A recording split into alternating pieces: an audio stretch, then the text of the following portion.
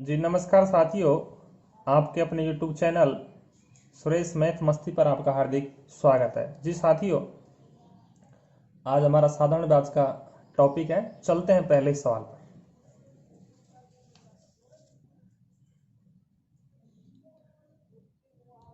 कोई राशि कितने वर्ष में 5% वार्षिक साधारण ब्याज की दर से 3 गुना हो जाएगी। यहाँ पर आपको दो बात बता रहा है, एक तो परसेंटेज है और एक आपका 3 गुना है। जब भी ऐसा सवाल आए तो आपसे ऐसे समय पूछा जा रहा है कितने वर्ष में, तो जितना गुणा माइनस का 1 बटे में आपका दर आएगा और गुणा आप इसको 100 से कर देंगे। बात यह है कि अगर 4 गुना होगा तो 4 में से 1 आएगा, 3 आएगा। 3 गुना है तो 3 में से आपका 1 कम हो जाएगा, 2 आएगा, तो आपने 2 लिख दिया। 3 में से आपका 1 कम होगा, 2 आया, बटे में दर आपका 5% है, गुणा आप 100 से कर देंगे। 5 का भाग लगाएंगे, ये 20 बार जाएगा और 20 दूनी 40, यानी कि जो आपका समय आएगा वो आपका यहाँ पर 40 वर्ष आएगा। कई बार आपको यहाँ से दर पूछता है और तो यहाँ पर समय देगा आपको। जैसे आपका सेकंड सवाल है, साधारण ब्याज के किस दर से आपके यहाँ से दर पूछा है, तो आप यहाँ से दर निकालेंगे, दर परसेंट। किस दर से कोई राशि 4 वर्षों में, ये आपका समय है और ये 3 गुना हो जाएगी। तो आपने पिछले साल पढ़ा, जितना गुने में से 1 कम होता है, तो आपके यहाँ पे 3 गुना है, 3 में से 1 जाएगा, आपका 2 बचेगा। समय आपका 4 है, बटे में 4 आएगा, गुणा आपका 100 से हो जाएगा। 4 से काटेंगे 100 को तो 25 बार और 25 दूना 50, यानी कि जो आपका दर आएगा वो आपके यहाँ पर 50% आएगा। चलते हैं अगले सवाल पर।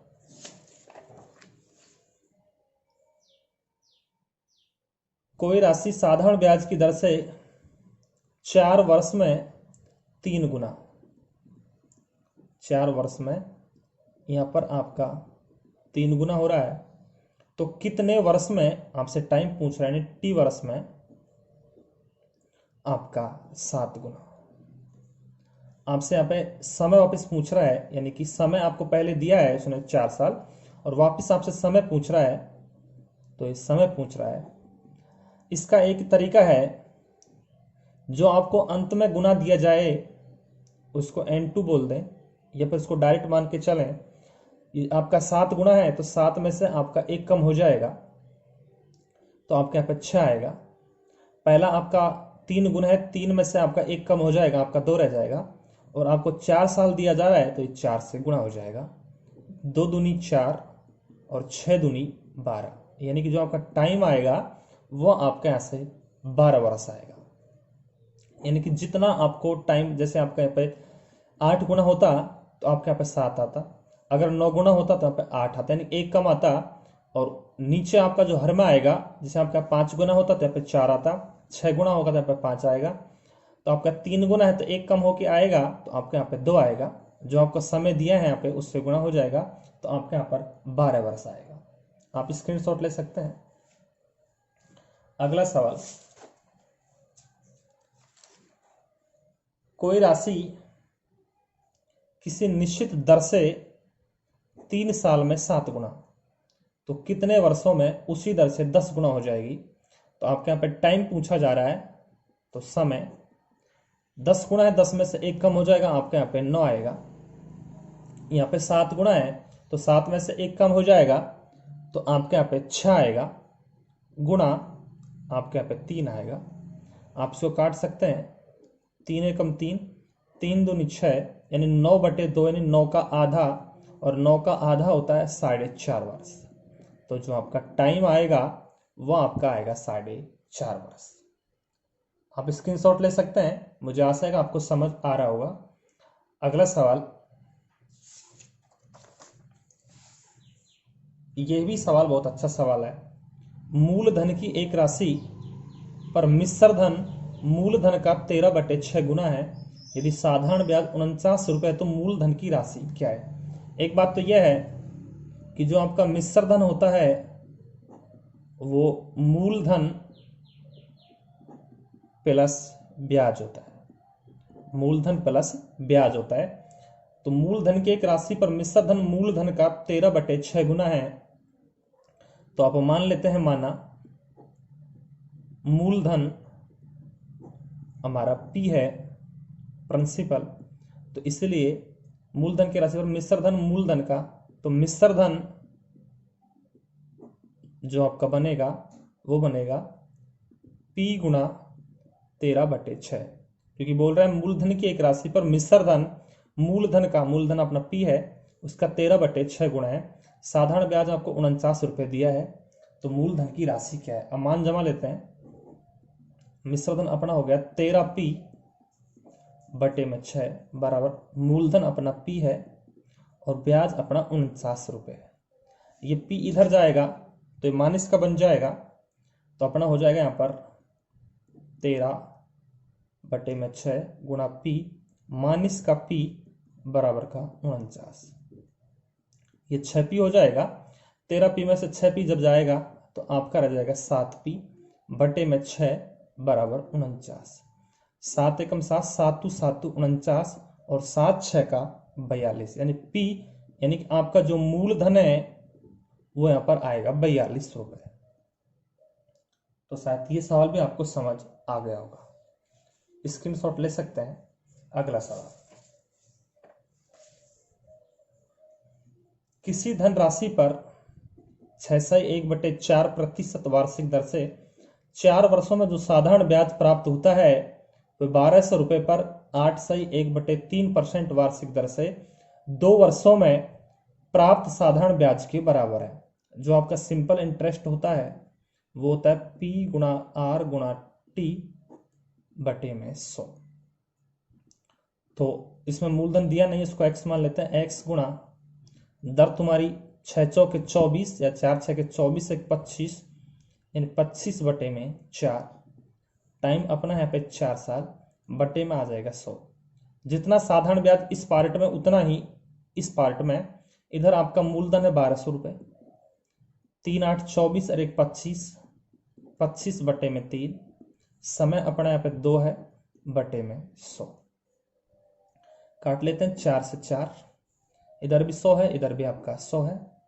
25 से 25 कैंसिल हुआ, 3 से काटेंगे तो 3 चौके 12 यानी 400, और 400 गुणा 2 करेंगे तो आपका यहाँ पर आएगा 800 रुपये।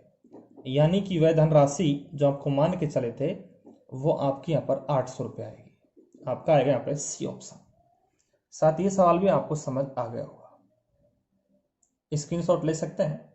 अगला सवाल,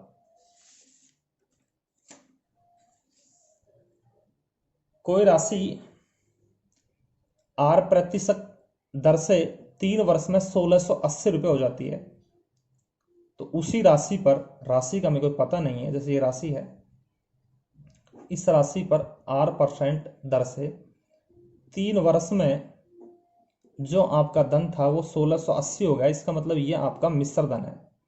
मिश्र धन में मूलधन प्लस का ब्याज होता है। अब ये बोल रहा है 3 माह का साधारण ब्याज, 3 महीने का जो आपका सिंपल इंटरेस्ट है वो आपका 40 रुपये है। तो ये आपका 12 महीने की, इसका मतलब 104 से गुणा करें तो इधर भी आपका 4 से गुणा हो जाएगा।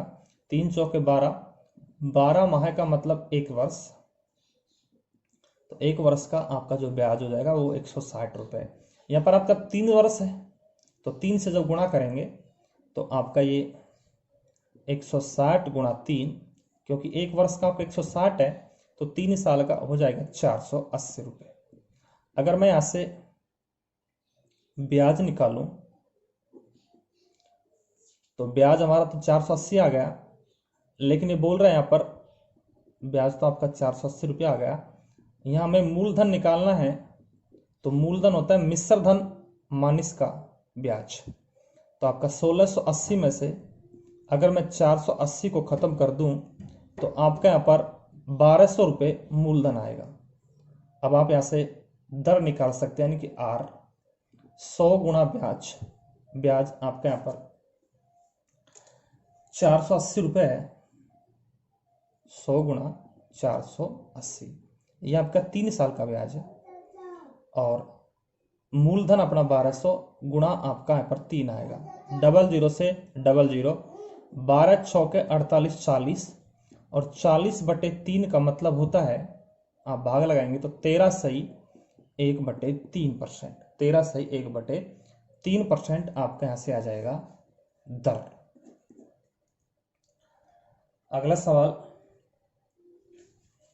नंबर 8।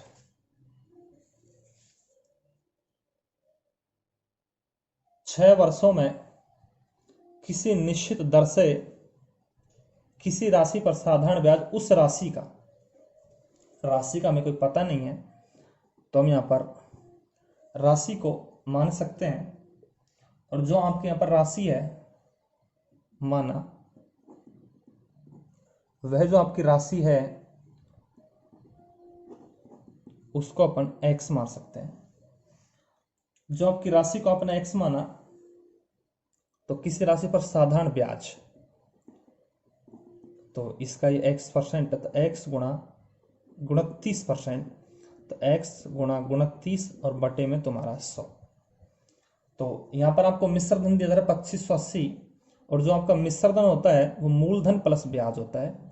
मूलधन प्लस का ब्याज, और मूलधन प्लस का जो ब्याज होता है वो मिश्र धन के बराबर होता है। तो मूलधन x प्लस का ये आपका ब्याज 29 x बटे में 100 बराबर मिश्र धन 2580। 100 गुणा x करेंगे 100x, 100x में 29x को ऐड करेंगे तो ये आपका आएगा 129x बटे में 100 बराबर 2580। 129 का डबल 258 में 20 बार कटेगा, और जो x का मान आएगा वो आपका 2000 आएगा। और जो 2000 है वो आपकी राशि है, तो आपका यहाँ पर जो मूलधन आएगा, राशि जो आएगी वो 2000 रुपये आएगा। अगले सवाल पर चलते हैं। कोई धनराशि 5 वर्षों में साधारण ब्याज से 1500 रुपये हो जाती है। हो जाती का मतलब ये मिश्र धन है। कोई राशि 5 वर्षों में साधारण ब्याज दर से 1500 रुपये हो जाती है, तो मिश्र धन अपना 1500 रुपये है। साधारण ब्याज उस धनराशि का माना धनराशि अपना x है, तो उस साधारण ब्याज उस धनराशि का 1/4 है, तो x का 1/4 यानी कि x बटे में 4। अब जो मिश्र धन होता है वो मूलधन प्लस का ब्याज होता है बराबर मिश्र धन। मूलधन अपना x है, x प्लस ब्याज अपना x बटे में 4 है, और मिश्र धन अपना 1500 है। इसको हल करेंगे तो 4x में एक x जुड़ जाएगा, तो ये 5x बटे में 4 बराबर 1500। 5 तिया 15, 300, और इसको जब गुणा करेंगे तो आपका यह आएगा 1200। यानी कि जो आपकी धनराशि है वो 1200 रुपये आएगी। इसको भी आप यहाँ से स्क्रीनशॉट ले सकते हैं। मुझे आशा है कि आपको ये वीडियो पसंद आई होगी। यदि पसंद आई है तो चैनल को सब्सक्राइब करें, लाइक करें और अपने साथी यानी दोस्तों को शेयर करें।